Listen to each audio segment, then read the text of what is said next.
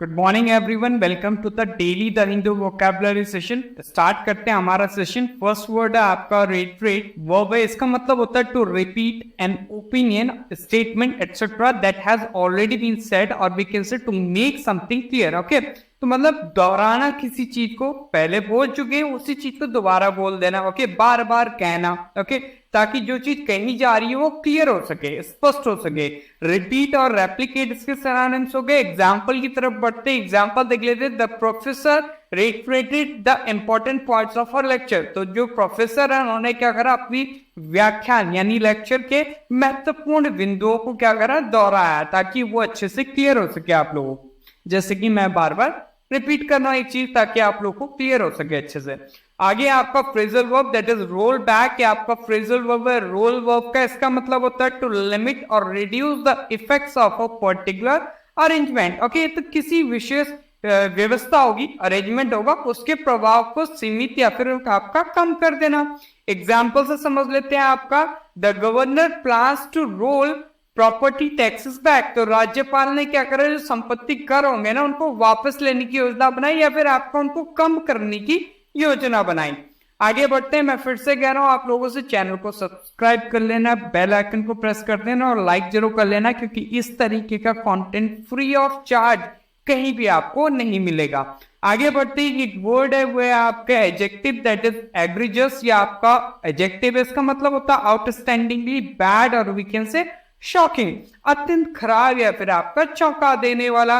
Blatant और obvious इसके synonyms हो गए। ट्रिवियल और अनऑब्ट्रूसिव इसका क्या अपोजिट हो गया। एग्जांपल से समझ लो चलो। It was an egregious error of for a statesman to show such ignorance.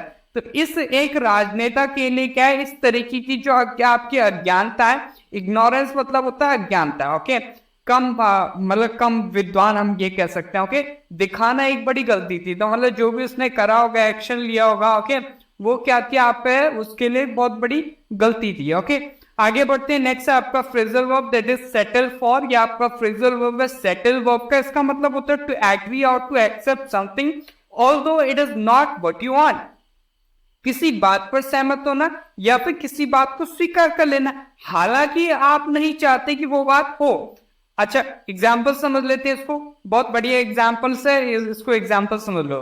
क्या लिखा हुआ आपका, they were hoping to sell their car for $2000 but settle for $1500। इसका मतलब समझ लो कि मतलब वो तो चाहते थे, लेकिन भाई आपका $2000 में उनकी कार बिक जाए, लेकिन वो 2000 में नहीं बिकी, कितने 1500 में बिकी, और उनको ये चीज करनी पड़ी, बेचनी पड़ी, कोई मजबूरी होगी, मानना पड़ा उस चीज पे। ओके, तो दैट इज आपका सेटल फॉर। आगे बढ़ते हैं। नेक्स्ट है आपका कॉन्ट्यूमेसिस। या आपका क्या एडजेक्टिव, इसका मतलब होता है रिफ्यूजिंग टू ओबे और respect the law in a way that shows contempt. Okay, तो कानून का इस तरह से पालन करने या फिर आपका सम्मान करने से इनकार करना जो क्या है आपका अवमानन हो या फिर आपका गलत हो, हम कह सकते हैं, जिससे उनको सजा मिल सकती है। कॉन्ट्रेरी और डिफाइंड इसके सिनोनिम्स हो गए।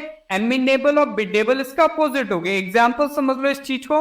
His refusal to make child support payments was contumacious. Okay, तो इसका मतलब आपका जो बाल सहायता थे ना उसमें भुगतान करना था, लेकिन उन्होंने क्या कर दी, इनकार कर दी। तो ये चीज क्या थी, आपकी असंगत थी। ओके, तो ये चीज आपको क्या करना है, ध्यान रखना है। नेक्स्ट आपका फ्रेजल वर्ब है आपका सेटल इन। ये फ्रेजल वर्ब है सेटल वर्ब का, इसका मतलब होता है to begin to feel comfortable in a situation such as a new हो, या फिर नया जॉब हो, या फिर नया स्कूल हो। तो कोई नई स्थिति है उसमें सहज महसूस करना शुरू करना, चाहे वो आपका नया घर हो, नया काम हो, या फिर आपका नया स्कूल हो।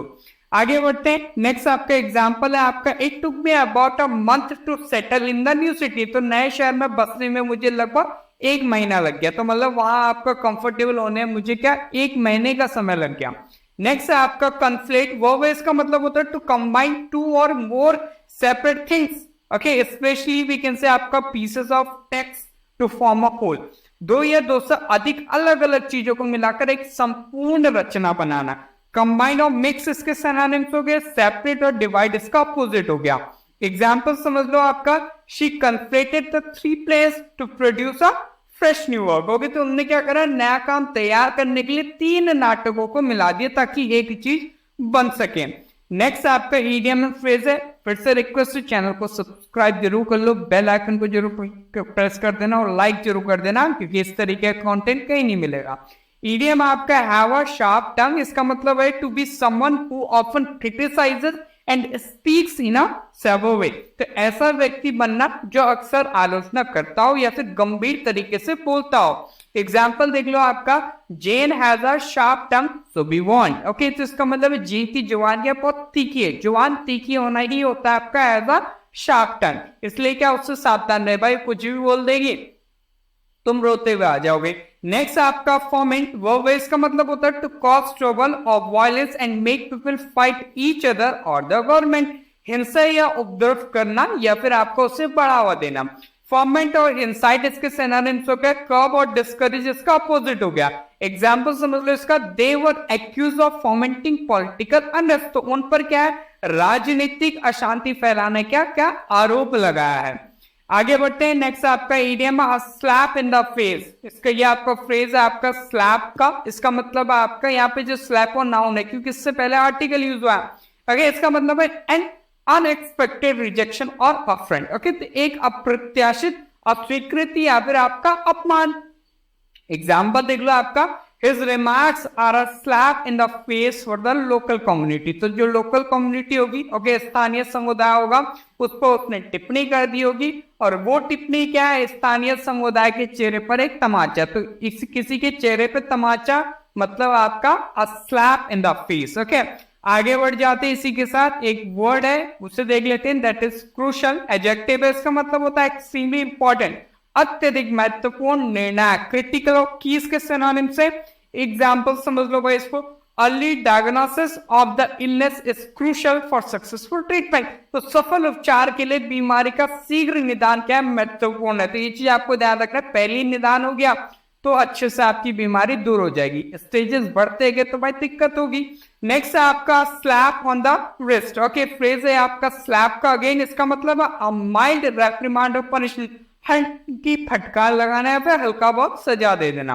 एग्जाम्पल समझ लो इसको, they rob someone on the street and they get a slap on the wrist 30 days in jail। Okay, तो सुबह सड़क पर क्या कर दिया उन्होंने, किसी को लूट दिया और उनको एक हल्की सी फटकार मिल गई, कौन सी, 30 दिन की जेल। अगर मिलना चाहती तो महीनों सालों तक की मिल जाती है। ओके, नेक्स्ट है आपका इंसर्जेंसी, आपका नाउन है, इसका मतलब होता है occasion when a group of people attempt to take control of the country by force, विद्रोह, ओके, विप्लव या फिर आपका बगावत। म्यूटिनी और आउटब्रेक इसके सिनोनिम्स हो गया और काउंटर इंसर्जेंसी इसका क्या अपोजिट हो गया। एग्जांपल देख लेते हैं आपका, एग्जाम्पल की तरह भाई ये रहा आपका, there is an insurgency in Iraq, तो इराक में क्या विद्रोह चल रहा है, तो मतलब वहां के लोग जुट गए होंगे और वो क्या कर रहे हैं, सरकार को गिराने का काम कर रहे होंगे या फिर पूरी जगह का कंट्रोल लेने का कोशिश कर रहे होंगे। स्टेटमेंट, वन वर्ड भी आगे देखो आपका, showing too much love for your life, अब तक तो सब्सक्राइब कर दो। ओके, तो अपनी पत्नी के लिए के प्रति क्या करना, अत्यधिक प्रेम प्रदर्शित करना, तो दैट इज आपका, ये वर्ड आपका ध्यान रखना है। ओके, ये आपका अक्सॉरियस, ओके, एडजेक्टिव पे ध्यान रखिएगा। एग्जाम्पल देख लो आपका, he had always impressed me as home loving and uxorious, तो उन्होंने क्या करा, मुझे सदैव घर प्रेमी और विलासी व्यक्ति के रूप में क्या करा, प्रभावित किया।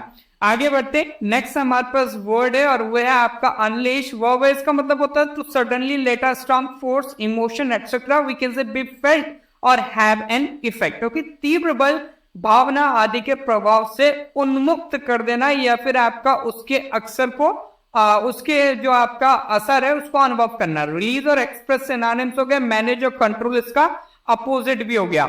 एग्जाम्पल देख लेते हैं आपका, एग्जाम्पल क्या कहता है हमारा, at worst nuclear war could be unleashed, तो सबसे खराब स्थिति में क्या आपका परमाणु युद्ध भी छिड़ सकता है। आगे बढ़ते, नेक्स्ट हमारे पास वन वर्ड है आपका, showing a lack of intelligence or feeling, बुद्धिमान या फिर आपका बुद्धि या फिर आपका भावनाओं की कमी। ओके, मूड हम कह सकते हैं, भाव शून्य हम कह सकते हैं, विचार शून्य, तो दैट इज आपका वैक्यूअस, एडजेक्टिव में ध्यान रखिएगा।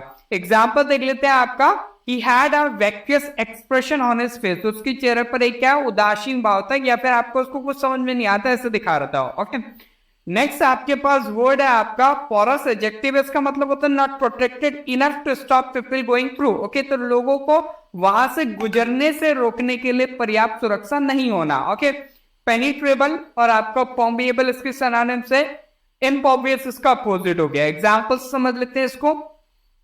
क्या एग्जाम्पल लिखा हुआ आपका, the border in this region is porous and many refugees have simply walked across। तो इस क्षेत्र की जो सीमा है ना वो आपका चित्रपूर्ण है और कई जो शरणार्थी होते हैं वो आसानी से क्या कर रहे हैं, इससे पार आ जाते हैं, फिर इससे पार आ गए हैं। आगे बढ़ते हैं। नेक्स्ट आपके पास one word, a serious argument or dispute between two people or groups which last for a long. Okay, दो व्यक्तियों या फिर परिवारों आदि के बीच लंबा विवाद या फिर कलह या फिर खानदानी झगड़ा, कुल वैर। ओके, तो दैट इज आपका वेंडेटा। नाउन है, ध्यान रखिएगा। एग्जाम्पल समझ लो इस चीज को। He saw himself as the victim of a personal vendetta being waged by his political enemies। तो मतलब वो स्वयं को क्या कर रहा है, अपने राजनीतिक शत्रुओं द्वारा छेड़े जा रहे व्यक्तिगत प्रतिशोध का क्या शिकार मान रहा है।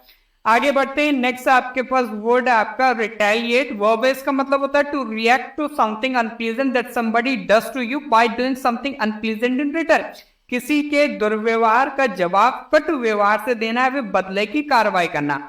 अवेंज इसका सिनोनिम हो गया, फॉरगिव और एक्सक्यूज इसका अपोजिट हो गया। एग्जाम्पल देख लेते हैं आपका। एग्जाम्पल क्या कहता है, if someone insults you don't retaliate as it only makes the situation worse. Okay, तो यदि कोई आपका अपमान करता है ना तो प्रतिशोध ना ले, क्योंकि इससे स्थिति और खराब हो जाएगी। तो ये तो था आज का वोकैबुलरी सेशन। आई होप आप सभी ने एंजॉय करा होगा। सेशन को लाइक करें, चैनल को सब्सक्राइब करें, ओके, बेल आइकन को जरूर प्रेस कर दें। चलिए मिलते हैं in the next section. Till then, जय हिंद, जय भारत।